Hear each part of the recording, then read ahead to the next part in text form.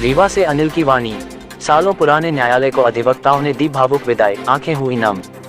नए न्यायालय भवन की ओर बढ़ते कदमों के साथ ही अधिवक्ताओं की आंखें नम हो गईं।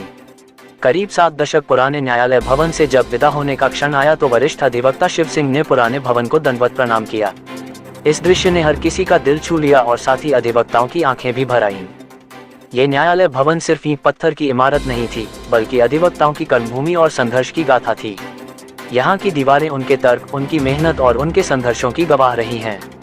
अनगिनत सुनवाइयों, न्याय की पुकार और अधिवक्ताओं की तपस्या का साक्षी यह भवन अब इतिहास का हिस्सा बनने जा रहा है। करीब 70 साल पुराने इस न्यायालय भवन से अधिवक्ताओं की अनगिनत यादें जुड़ी रही हैं।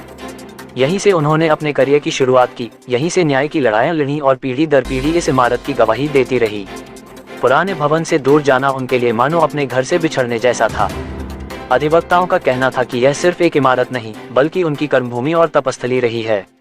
सुबह से शाम तक न्याय की लड़ाई में बीते लंबे सालों की गवाही ये दीवारें देती रही हैं।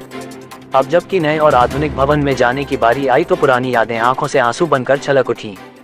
नए भवन की ओर बढ़ते कदमों में भविष्य की उम्मीदें थीं, लेकिन पीछे छूटते न्यायालय के हर कोने में अधिवक्ताओं का अतीत बसता था। इसलिए विदाई का ये पल इतिहास बन गया, एक ऐसी विदाई जिसमें गर्व, यादें और भावनाओं का अनोखा संगम देखने को मिला। नए भवन में जाने की खुशी जरूर थी, लेकिन पुराने भवन से बिछड़ने का दर्द उतना ही गहरा।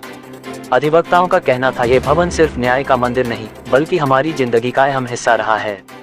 इस भावुक विदाई ने साबित कर दिया कि इमारतें सिर्फ जगह नहीं होती, बल्कि वे उन लोगों की यादों, संघर्षों और इतिहास का जीता जागता दस्तावेज बन जाती हैं।